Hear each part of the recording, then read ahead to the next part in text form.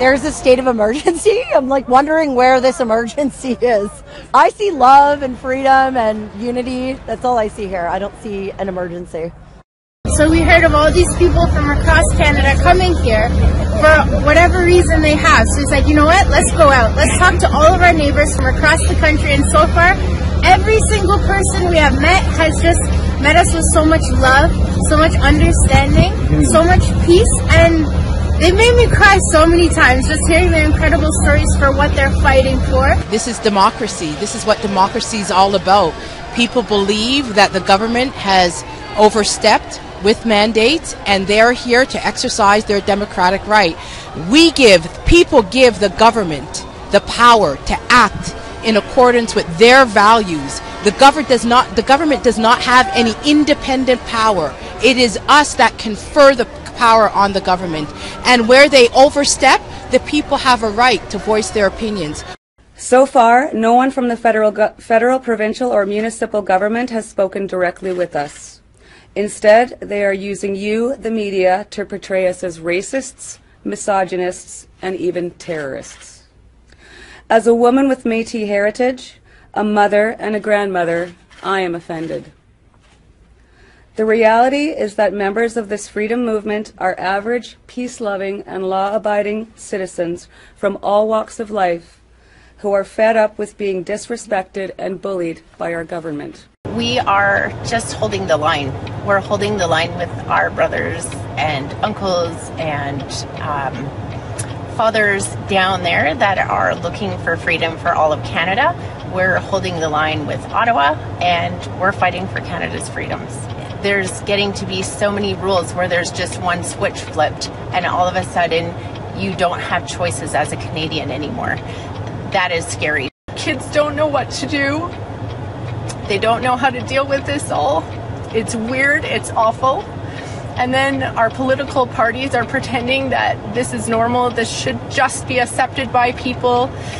No, this is not normal at all, at all. And so we need to stand together as brothers and sisters in media, with truckers, with policemen. We need each other. And Canada is a beautiful country. We've got the whole world cheering for us, and we've got the whole world hoping that we can make a difference. That's why we named it the Freedom Convoy. It's not the convoy for the unvaccinated, it's the convoy for freedoms for everybody. Mandates, basically. Freedom of choice. Vaccines, masks, even. You know what? We're doing this for the next generation as well, too, right? The kids have to grow up. They want to be able to see their friends smile in school, right? And just them having to grow up with everybody, not being able to see people's faces, expressions, joy, sadness, all that kind of stuff. It's sad for them, right? The kids are suffering the worst because they see all this craziness. They cannot see people's faces. They cannot see smile, mimics, and even articulation. It's awful. This is fascism. It should be stopped. You can take anything materialistic that you want from us, but you can't steal our love, you can't steal our happiness, you can't steal anything. You can't steal these smiles, okay? Yes, we're still here, we're still loving everybody, and we're still protesting. Because you have to teach your kids what's important, right? Like my kids are homeschooled and they know their history and they know what's happening here. And they know that if we don't stand up and support what these men are doing for us now, we're not going to have a country like we grew up in for them. That's amazing. I came to this country for freedom. The situation in my country, we just started, just like here. And this is our last chance. If we don't do anything right now, we're going to end just like Venezuela. We want the world to wake up.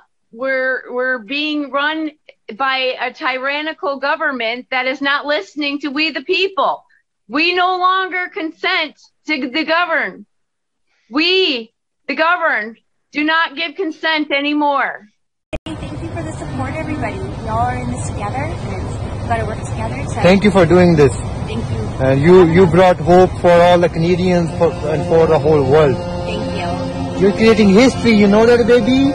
Oh, yes. For 2 years we've been starved of love, being social and being with our families and our loved ones. going to school, playing sports, and going anywhere we want. For 2 years we had nothing, and we came here to a feast of love and joy and happiness. There are no terrorists here. You can say what you want, but if you come here and see what's happening, you will feel it. We can tell you what you want, but when you come here, you feel it in your heart. You feel what's happening around here, and you can't do anything but smile. Take our gas, take our diesel, take our propane, take anything you want, but you will not take our freedom, you will not take our love. We are Canadians. Yeah! Well said. Thank you, ladies.